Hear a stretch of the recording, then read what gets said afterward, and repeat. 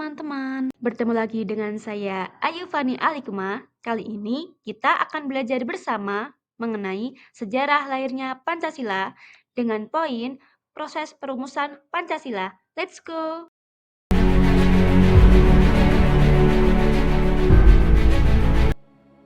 Tahukah kalian bagaimana proses perumusan Pancasila? Perjalanan lahirnya Pancasila bukanlah hal yang mudah, melainkan melalui proses panjang, penuh perdebatan, dan semangat persatuan dari para pendiri bangsa. Proses lahirnya Pancasila bermula dari sidang BPUPKI pada tahun 1945. Dalam sidang tersebut, para tokoh bangsa seperti Soekarno, Muhammad Yamin, dan Supomo mengemukakan gagasan mereka tentang dasar negara Indonesia merdeka. Kemudian, pada tanggal 1 Juni 1945, Soekarno menyampaikan pidato bersejarah yang memperkenalkan 5 prinsip dasar yang kemudian dikenal sebagai Pancasila.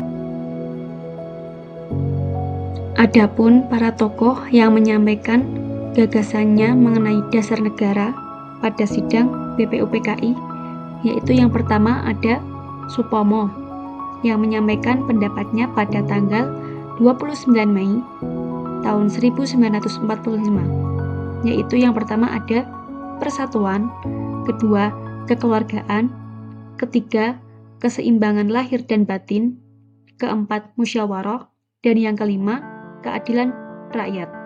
Selanjutnya, yang kedua yaitu Muhammad Yamin yang menyampaikan pendapatnya pada tanggal 31 Mei 1945 yang berisi 1. Peri kebangsaan, 2. Peri kemanusiaan, 3. Peri ketuhanan, 4. Peri kerakyatan, dan yang terakhir kesejahteraan rakyat. Selanjutnya yaitu gagasan dari Soekarno yang disampaikan pada tanggal 1 Juni 1945 menyampaikan 5 butir gagasan tentang dasar negara, yaitu 1. Nasionalisme atau kebangsaan Indonesia. Kemudian yang kedua, internasionalisme atau peri kemanusiaan. Ketiga, mufakat atau demokrasi. Keempat, kesejahteraan sosial. Dan yang kelima, ketuhanan yang berkebudayaan. Tidak hanya mengusulkan 5 butir gagasan tentang dasar negara, Soekarno juga mengusulkan angka 3, yaitu Trisila yang terdiri atas 1. Sosionasionalisme, 2. Sosiodemokrasi, dan yang ketiga, ketuhanan yang Maha Esa. Tidak sampai di situ, Soekarno juga menawarkan angka 1, yaitu disebut dengan Ekasila yang di dalamnya berisi asas gotong royong. Selanjutnya, sampai pada sidang pertama BPUPKI berakhir, namun rumusan dasar negara Indonesia belum terbentuk. Oleh karena itu, BPUPKI membentuk Panitia Perumus Dasar Negara atau disebut Panitia 9. Tugas dari Panitia 9 ini adalah membahas dan menampung berbagai aspirasi tentang dasar negara Indonesia. Dalam tanggal yang sama, Insinyur Soekarno melaporkan hasil kerja Panitia 9 di hadapan anggota BPUPKI. Hasil kerja Panitia 9 ini diberi nama Piagam Jakarta atau disebut Jakarta Chapter, yang berisi sebuah dokumen rancangan asas dan tujuan Indonesia merdeka.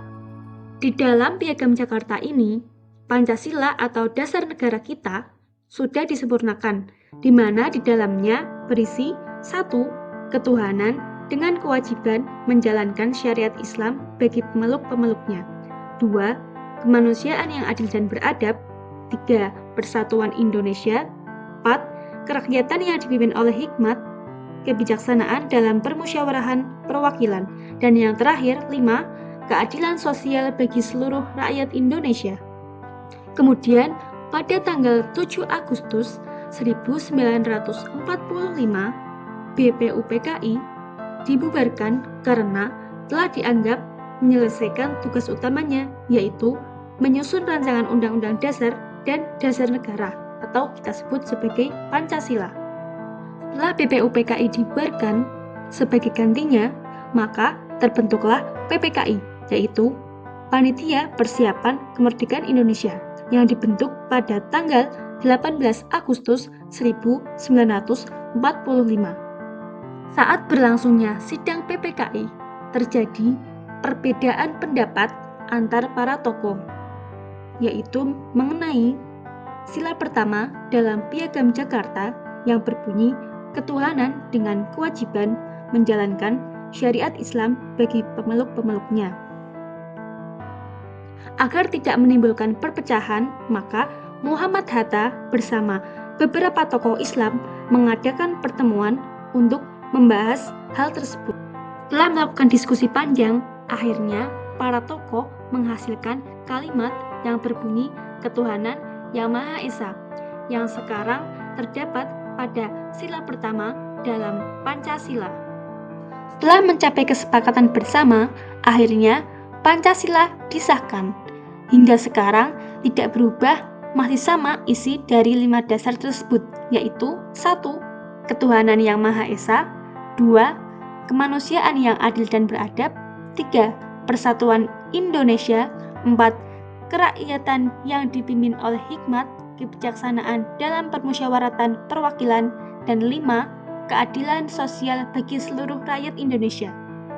Oke teman-teman, mungkin sampai di sini dulu ya materi yang kita pelajari bersama. Semoga apa yang saya sampaikan dapat bermanfaat dan kita juga bisa menjaga dan mengamalkan nilai-nilai Pancasila sebagai dasar negara agar tidak mengecewakan perjuangan para pahlawan yang sudah mengorbankan segalanya dalam proses perumusan Pancasila. Mungkin itu saja dari saya. Mohon maaf apabila ada kalimat yang kurang berkenan. Terima kasih. Wassalamualaikum warahmatullahi wabarakatuh. See you.